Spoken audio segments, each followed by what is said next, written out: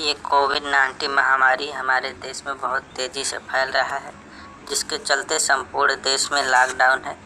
इस लॉकडाउन की वजह से हमारे गरीब परिवारों को, मज़दूरों को काफ़ी समस्या का सामना करना पड़ रहा है।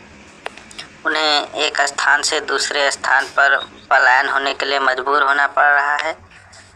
यहाँ तक कि उनकी इतनी दयनीय स्थिति हो गई है कि उनको एक स्थान से दूसरे स्थान तक जाते वक्त कई मजदूरों की मृत्यु की भी सूचनाएं आई हैं। तो हमारे साथ मौजूद हैं मुख्य संवैधानिक विशेषज्ञ एवं कानूनी सलाहकार। ये बताएंगे कि हम लोगों को क्या कोई ऐसी शक्ति दी गई है संविधान में जिसके लिए हम इस अमानवीय व्यवहार के साथ हुए अत्याचार के खिलाफ लड़ सके। तो अनुच्छेद 21 मनुष्य को जीवन जीने की स्वतंत्रता प्रदान करता है। तो आइए समझते हैं पूरी बात इन्हीं से। अनुच्छेद 21 में क्या है सर, आप ही बताएं। The Article 21 says that a man can be deprived of his life and personal freedom from the process established by law. Otherwise no. Sir Hindi में समझाएंगे प्लीज। ओके। अनुच्छेद 21 में साफ साफ कहा गया है कि किसी व्यक्ति को उसके प्राण एवं दैहिक स्वतंत्रता से विधि द्वारा स्थापित प्रक्रिया से ही वंचित किया जा सकता है, अन्यथा नहीं।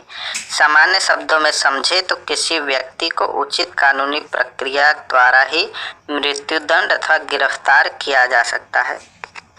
सर आपने बताया दैहिक स्वतंत्रता, तो थोड़ा सा इसके बारे में आप बता दीजिए डिटेल में।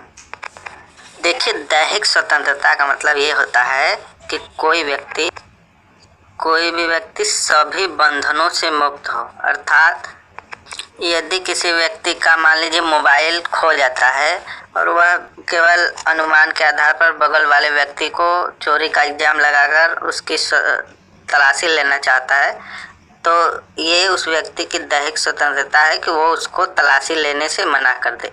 हाँ, अगर तलाशी लेना है तो कोई उचित कानूनी प्रक्रिया द्वारा, कोई प्रूफ द्वारा प्रशासन के माध्यम से उसकी तलाशी लिया जा सकता है। बहुत बहुत धन्यवाद सर इसकी जानकारी देने के लिए। अनुच्छेद 21 में और कौन कौन सी बातें बताई गई है आप बताएं सर प्लीज। ओके। अनुच्छेद 21 नागरिकों के साथ साथ विदेशियों को भी प्राप्त है। अनुच्छेद 21 न केवल कार्यपालिका की मनमानी गतिविधि के विरुद्ध व्यक्ति को संरक्षण प्रदान करता है, बल्कि विधायिका के मनमाने कानून के विरुद्ध भी सुरक्षा प्रदान करता है। अनुच्छेद 21 व्यक्ति को जीवन जीने का अधिकार प्रदान किया गया है, किंतु यहाँ जीवन जीने से तात्पर्य पशुओं की भांति जीवन जीने से नहीं, बल्कि मानवीय गरिमा एवं प्रतिष्ठा के साथ जीवन जीने से है। बालाजी राघवम बनाम भारत संघ 1993 मामले में कोर्ट ने टिप्पणी की थी। सर थोड़ा सा हम यहाँ पर रुकेंगे, आपसे ये जानना चाहेंगे कि जो जीवन जीने का अधिकार है वे मानवीय गरिमा और प्रतिष्ठा, इसका क्या मतलब है?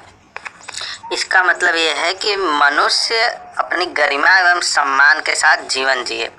वर्तमान में जो मनुष्य, जो गरीब मजदूर हैं, वो काफ़ी परेशानी में है, उनको भूखे रहना पड़ रहा है, सोना पड़ रहा है। कहीं न कहीं मजदूरों के साथ ये अत्याचार उनके मौलिक अधिकारों का हनन है। तो इसके लिए भारतीय संविधान के अनुच्छेद 226 के तहत हाई कोर्ट में तथा भारतीय संविधान के अनुच्छेद 32 के तहत सुप्रीम कोर्ट में मौलिक अधिकारों के हनन के खिलाफ याचिका या रिट दायर की जा सकती है। बहुत बहुत धन्यवाद सर। आगे अनुच्छेद 21 की आप थोड़ा और चर्चा कर दे तो बहुत उपकार होगा जी। वस्तुतः संविधान का अनुच्छेद 21 मात्र एक पंक्ति का अनुच्छेद है, किंतु सुप्रीम कोर्ट ने इस अनुच्छेद की इतनी उदारता से व्याख्या की है और इसमें इतने मूल अधिकारों को शामिल कर लिया है जितने कि शायद स्वयं भाग 3 में भी न हो। तो आइए जानते हैं किन किन अधिकारों को इसमें शामिल किया गया है। चिकित्सा का अधिकार, यदि कोई व्यक्ति बीमार है तो उसको स्वास्थ्य सुविधाएं प्रदान किया जाए, ये उसका मौलिक अधिकार है। इसके अलावा शिक्षा का अधिकार, पर्यावरण संरक्षण का अधिकार, साफ वायु एवं साफ पेयजल का अधिकार। यहाँ हम थोड़ा सा आपको बता दें कि जो चिकित्सा का अधिकार है और साफ वायु एवं साफ पेयजल का अधिकार है, वर्तमान में जो बीमारी है कोविड-19, जिसके चलते जो व्यक्ति हैं उनको काफ़ी समस्या हो रहा है और कई व्यक्ति जो है मर भी जा रहे हैं। तो सरकार ने जो लॉकडाउन लगाया है, ये व्यक्ति को स्वस्थ रखने हेतु ही लगाया गया है, ताकि कोई व्यक्ति बीमार ना हो। तो ये एक तरह से सरकार जो है मौलिक अधिकार का सुरक्षा के लिए ही एक तरह से कदम उठाया है और सरकार का ये कर्तव्य है कि प्रत्येक व्यक्ति को स्वास्थ्य सुरक्षा प्रदान करे, जिसके लिए ये कठोर कदम सरकार द्वारा उठाया गया है। इसके अलावा भारतीय संविधान के अनुच्छेद 21 में कामकाजी महिलाओं का यौन शोषण से संरक्षण का अधिकार, निःशुल्क विधिक सहायता का अधिकार, लावारिस मृतकों का शिष्टता एवं शालीनता से दाह संस्कार का अधिकार, भिखारियों के पुनर्वास का अधिकार, धूम्रपान से संरक्षण का अधिकार, विद्यार्थियों का रैगिंग से संरक्षण का अधिकार, सौंदर्य प्रतियोगिता में नारी गरिमा को बनाए रखने का अधिकार, बिजली एवं पानी का अधिकार, हथकड़ी, बेड़ियों एवं एकांतवास से संरक्षण का अधिकार दिया गया है।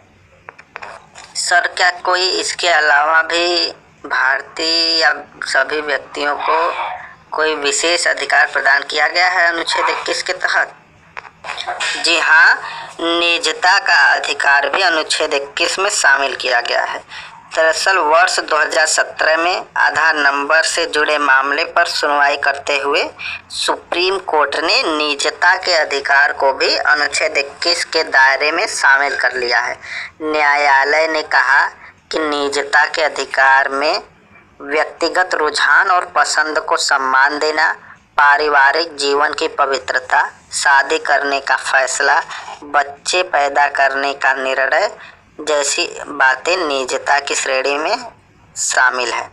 किसी भी व्यक्ति के अकेले रहने का अधिकार भी उसकी निजता के तहत आएगा। अगर हम अनुच्छेद 21 की पूरी चर्चा करने लग जाए तो हमें 4 से 5 दिन भी लग सकते हैं। बहुत बहुत धन्यवाद सर, इतना सटीक और सही जानकारी देने के लिए। पूरी टीम आपकी आभारी है। हम इस देश में रहने वाले प्रत्येक व्यक्ति से ये प्रार्थना करते हैं कि वे भारतीय संविधान के अनुच्छेद 21 को अच्छे से समझ ले, जो सर ने अभी बताया है, क्योंकि ये हमारा मौलिक अधिकार है और जब कभी भी हमारे मौलिक अधिकार का हनन होगा तो हम अनुच्छेद 32 के तहत सुप्रीम कोर्ट जा सकते हैं। और आप लोग भी सर का धन्यवाद कीजिए, जो कि इतनी विस्तृत और गहन जानकारी हम लोग के बीच साझा किए। बहुत बहुत धन्यवाद।